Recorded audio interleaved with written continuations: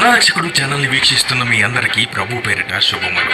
కొన్ని సంవత్సరాలుగా ప్రపంచంలో ఏం జరిగినా సరే అందులో ఇజ్రాయెల్ దేశం గురించిన విషయం లేకుండా ఉండదు.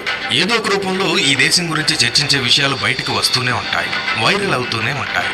టెంపుల్ మౌంట్ గొడవలు, యాజకుల సిద్ధపాటు, ఎర్రని పేయలు, ఉగ్రవాద చర్యలు, ఇలా ఏదో ఒక అంశం ప్రపంచం అంతా ఇజ్రాయెల్ వైపు చూసేలా చేస్తుంది. వీటితో పాటు కొన్ని నెలలుగా మరొక అంశం అంత్యదినాల సూచనగా పరిగణించబడుతుంది. అది చూసే ముందు ఇజ్రాయెల్ టుడేలో వచ్చిన వార్త గురించి చూద్దాం.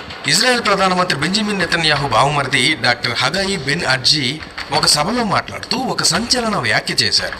ఆయన బార్ ఇలాన్ యూనివర్సిటీలో బైబిల్ మరియు యూదుల చరిత్ర బోధించే ఒక పండితుడు. ఆయన ఏమన్నారంటే, only the Messiah can replace Netanyahu. ప్రస్తుతం ఇజ్రాయెల్ రాజకీయాల్లో ఉన్న ఏ నాయకుడు నెతన్యాహుకు ప్రత్యామ్నాయం కాలేడు. అతని స్థానాన్ని భర్తీ చేయగల అర్హత ఎవరికీ లేదు. నెతన్యాహును ఆ పదవి నుండి తొలగించి ఇజ్రాయెల్ను సరిగ్గా నడిపించగల ఏకైక